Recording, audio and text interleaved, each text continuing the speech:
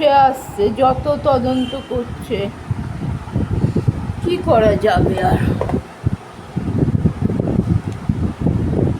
Hello, good afternoon. উঠেছি তো 10:30টায়, তাও ঝিমোচ্ছি, শরীর ভালো নাই। বন্ধুরা তোমরা ভালো থাকো বন্ধুরা, আমি তো একদমই হয়ে গেছি। কিন্তু এবার রান্না রয়েছে, কোনো রকমে চা করে সবাইকে দিলাম। সবাই বলতে ছোট্ট কাছে গিয়ে দোকান না করলে হবে, তবে এতদিন চলবে কি করে পেট। চা দিলাম, কেউ দুধ পাউরুটি খেলো, কেউ চা বিস্কুট খেলো, আমি আটা রুটি দিয়ে চা দিয়ে খেলাম।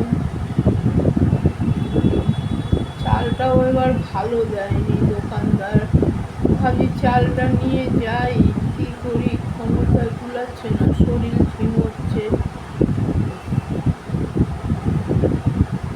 শরীরে অসুবিধা হয় তো, ঘুম হয় না, নানান রকম চিন্তা ভাবনা করি, এই কারণে আমার এরকম অবস্থা। যাই হোক, তোমরা বন্ধুরা ভালো থাকো, আশা করি ভালো আছো, ছোটরাও ভালো আছো।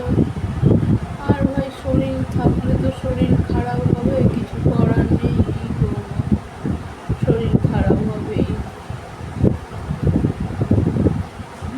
সবাইকে চা নিয়ে বসেছি, আমি তো গরম চা খেতে পারি না, একটু ঠান্ডা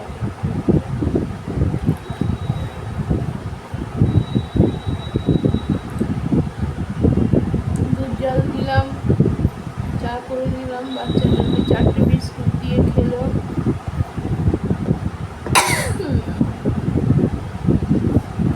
বিস্কুট দিয়ে বাচ্চাটা 4টে খেলো। সেই তো বলি সকালবেলা ওই লুচি কচুরি, সেটা 6 মাসে ভালো লাগে, ওসব কি রোজ ভালো লাগে। পাউরুটি এনে রেখেছি, হাফ পাউন্ড, মানে ওই পিস কাটা না, পিস করবে, করে ডিমের অমলেট দিয়ে ওরা দুজনে খাবে। আমি তো এসব খেতে পারবো না।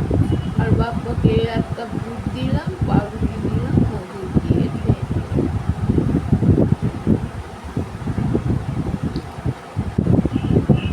ভাবছি কি একটুখানি শুয়ে যাই।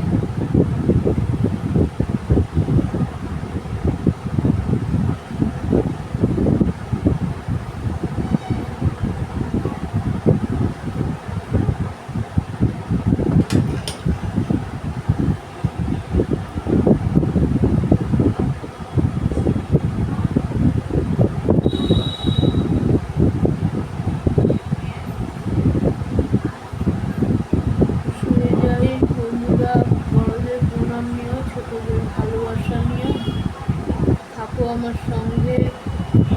ভুল টুল হলে একটু মাপটাপ করে দিও, কোথায় ভুল হয়েছে কমেন্ট করে জানিও।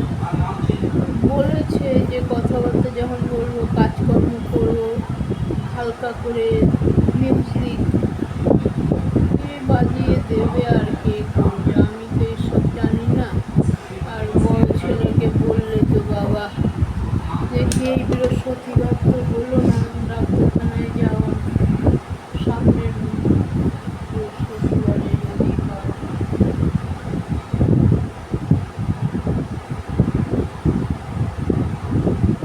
যাই হোক,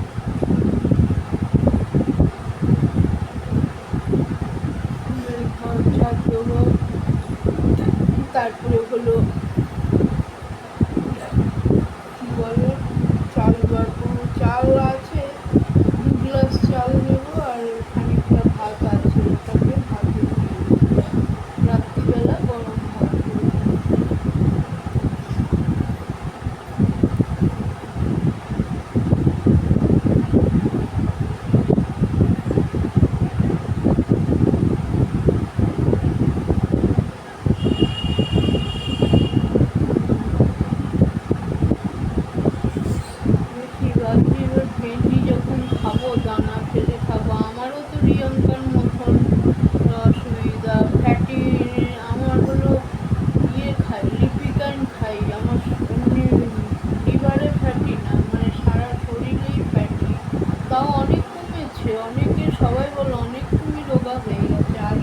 85 কেজি ছিলাম, এখন সেখানে 60-62 কেজি হয়েছিলাম।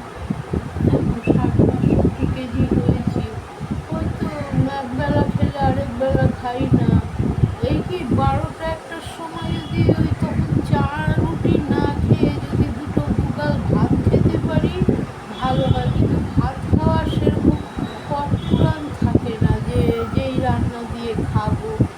আমাদের ওই বাঙালি মানুষ একটু মাছের ঝোল ভাত হলে খেয়ে নিই, বা একটু শাক ভাত